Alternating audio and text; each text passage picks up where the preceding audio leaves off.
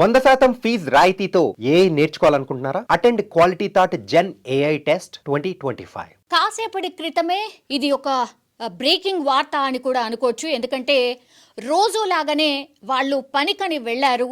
And వాళ్ళు Rosie కూలీలు కూడా రోజు చేసుకున్నటువంటి కూలీ పనిలో భాగంగానే వాళ్ళు కూడా కూలీ పని కోసం వెళ్ళినటువంటి పరిస్థితి. వాళ్ళు పని చేస్తున్న క్రమంలోనే ఎవరు కూడా అనుకోనటువంటి ఘటన జరిగింది.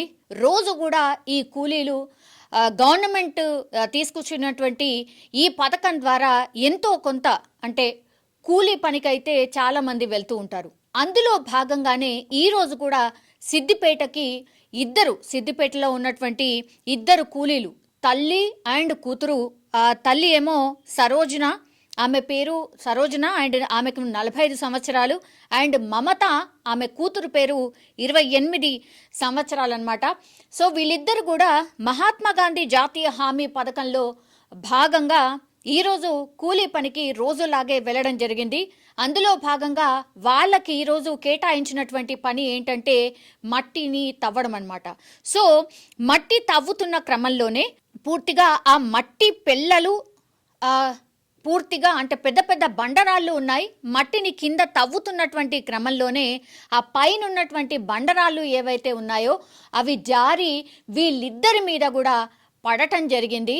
అండ్ అవి కొంత చాలా పెద్దగా ఉన్నటువంటి బండరాళ్ళు, మరి చూసుకోలేదా ఏంటా తెలీదు. ఈ మహాత్మా గాంధీ జాతీయ హామీ పథకంలో భాగంగా అయితే కొన్ని ప్రాంతాలని ఎంపిక చేసుకొని అక్కడ కూలీ పనులు సాగిస్తూ ఉంటారు. వీళ్ళకు ఒక సూపర్వైజర్ కూడా ఉంటారు. అక్కడ ఏమేం పనులున్నాయి ఏంటి అనేది చెప్పి అక్కడ రోజు పని చేయిస్తూ ఉంటారు. అందులో భాగంగా ఈ తల్లి కూతుర్లు కూడా సిద్దిపేటలో ఉన్నటువంటి ఈ ఉపాధి కూలీ పనిలో భాగంగా అక్కడికి వెళ్ళడం జరిగింది. కానీ చూసుకోలేదా మరి ఏమైందా తెలీదు. పూర్తిగా మట్టిని తవ్వుతున్నటువంటి క్రమంలోనే ఈ పెద్ద పెద్ద బండరాళ్ళు ఏవైతే ఉన్నాయో తల్లి కూతుళ్ళ మీద పడటం, ఆ తర్వాతనే వీళ్ళిద్దరు కూడా అక్కడ బండరాళ్ళు మీద పడ్డటువంటి పరిస్థితిలో అక్కడ మిగతా కూలీలు ఎవరైతే ఉంటారో వాళ్ళు కూడా వాళ్ళని రక్షించే ప్రయత్నం కూడా చేశారు. బండరాళ్ళు ఒక్కసారి వీళ్ళిద్దరి మీద పడిపోవడంతో వాళ్ళకు కూడా కొంత సమయం పట్టింది. చాలా పెద్ద బండరాళ్ళు కావడంతో కూడా అక్కడ ఉన్నటువంటి కూలీలు కూడా వాటిని జరపడానికి ఇంకొంత సమయం పట్టింది.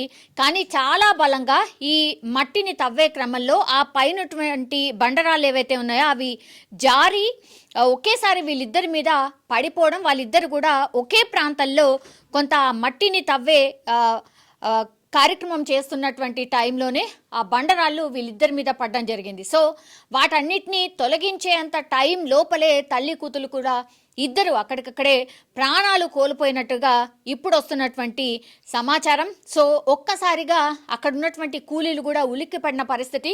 ఎందుకంటే పొద్దున్నే వీళ్ళు పని కోసం వెళ్తూ ఉంటారు కాబట్టి రోజులాగానే పని కోసం వెళ్ళారు. కానీ వాళ్ళ జీవితంలో ఇది చివరి రోజు అవుతుంది అని తల్లి కూతుర్లు కూడా అనుకొని ఉండరు. వీళ్ళు సిద్దిపేటకు సంబంధించిన వాసులు అండ్ రోజు కూలీ చేసుకొని బతికే వాళ్ళు ఒక్కసారిగా ఇంత పేద కుటుంబం వాళ్ళు ఇట్లా చనిపోవడంతో అక్కడ ఉన్నటువంటి వాళ్ళు కూడా పూర్తిగా ఒక రకంగా అవాక్కైన పరిస్థితి అయితే కనిపిస్తోంది.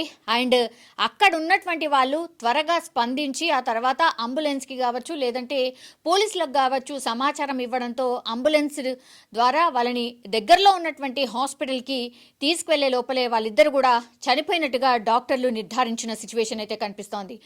పొద్దున్నే సిద్దిపేటలో ఇట్లాంటి ఘటన జరగడంతో అయితే ఒక విషాదకరమైనటువంటి వాతావరణం అయితే ప్రస్తుతం అక్కడ కనిపిస్తోంది.